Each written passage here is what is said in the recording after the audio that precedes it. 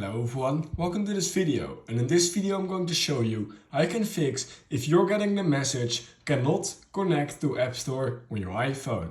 So this is a really irritating message, and when I try to retry it, just nothing works. And it seems like this is a really common issue, so that's why I wanted to show you guys how you can fix this error on your App Store. So I have actually 3 minutes for you guys.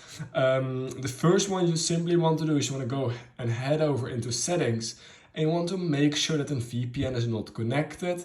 Why is this? Well, if you have a VPN connected, it means that you're going to spoof your location to a different country, and the App Store is different in every single country. And then the App Store just it just uses it to understand it, and it will give you that error. So make sure that a VPN is not enabled. The second thing we're going to try to do, if that didn't help it for you, if you didn't have a VPN enabled, is simply going into General. What we're now going to do is we're going to click right here over on iPhone. Not iPhone storage, we're going to click on Reset iPhone, Reset, and we're going to click on Reset All Settings. What this will do, it will basically reset your entire iPhone. However, all your apps will still be there, and all your passwords and data will still be there. It will just basically reset your iPhone, and it will give it a fresh start, and this will fix a lot of issues you have with your iPhone as well.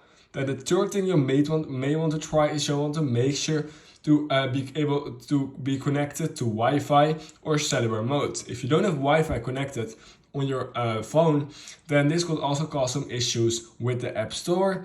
Simply because the App Store does need Wi-Fi. If you don't have a good Wi-Fi connection, then it will also sometimes give you that error, because I currently have pretty bad Wi-Fi connection. However, I do have actual Wi-Fi. However, when I open the App Store, it just nothing works. So yeah, for my actually fixing the issue was simply making sure to have a stronger Wi-Fi connection, and then I was able to log in to the App Store or get into the App Store.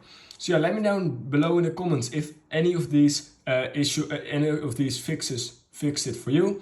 If so, then please consider liking and subscribing to my channel, and I hope I will see you in my next YouTube tutorial video.